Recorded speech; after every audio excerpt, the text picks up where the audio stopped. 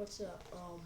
I'm guitarist, whatever, and I've written a few stories in the past week, and I just thought maybe I'd share a few, about three that I like. Let's see. This one's called Love in 2012. Richard and Michelle Hundress were one of the happiest couples ever. They loved each other no matter how bad things got. It was December 21st, 2012. They were walking along the beach in Florida. They stuck by each other the whole way. Their house was destroyed by a wave, and luckily they got away. They had been traveling for 4 hours since the first wave. They didn't know where to go. Back home it was just them two. Their parents weren't happy. Richard's parents didn't care for him to date an Asian girl. He loved her no matter what anyone said. They were still walking and heard a noise. It was a huge wave headed for them. They were as good as gone and they knew it. They held hands and kissed for the final time. Then the wave crashed over them. No matter how big the wave was, their love never drowned. It's Love in 2012. Let's see which other one people liked. Um, this one's kind of a sad falling for a life. Let's see. It was December 21st, 2012. Randy and his son Jacob were driving along a bridge in New York. It was strange that no one else was on the bridge. They didn't know that the bridge was restricted because of earthquake activity. They were driving and they saw the head of the bridge falling off. They stopped the car and Jacob got scared. They got out and saw a helicopter coming for them. It was Captain Henderson and his men. They were right at the end of the bridge, so Randy and Jacob would have to jump for it. They started running for it. While they were running, Randy knew Jacob wouldn't make the jump, so they were going to jump.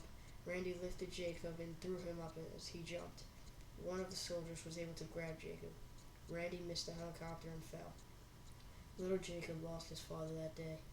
Jacob watched his father fall and he cried. They were flying Jacob to a base. As Captain Henderson looked at Jacob, he said, "Your father wasn't falling for nothing. He was falling for a life." Falling for a life. Next one's kind of a scary, it's kind of long. I might shorten it up. The Leslin Mall had just opened up the name of its elevator.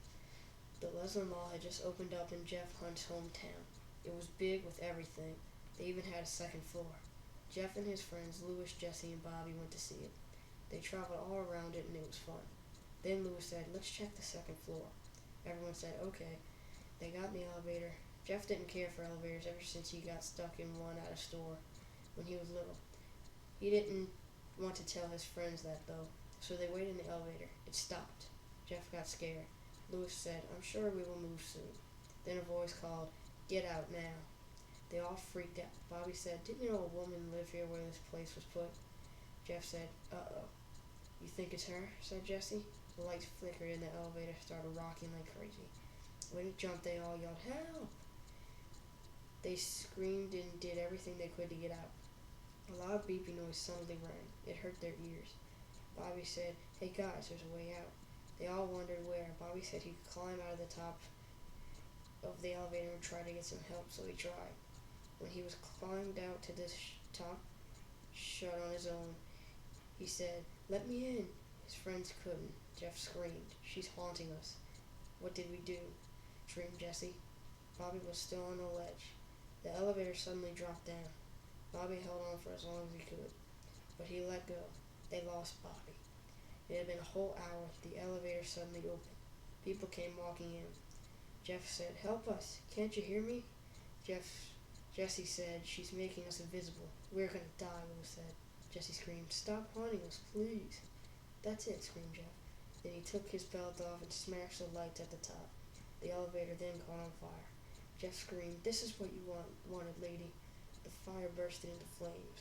They were all on the ground coughing. Then the door opened. It was firemen. They dragged them out. Jeff said, coughing, "I guess that is what she wanted." Louis said, "I still can't believe Bobby's gone." And they left. As they left, a voice said, "Come on, Bobby. You're one of us now." Bobby suddenly appeared. He said, "Whatever, you old bat," and then he disappeared. That's the elevator. You can subscribe if you want to hear more stories. I'll update some more.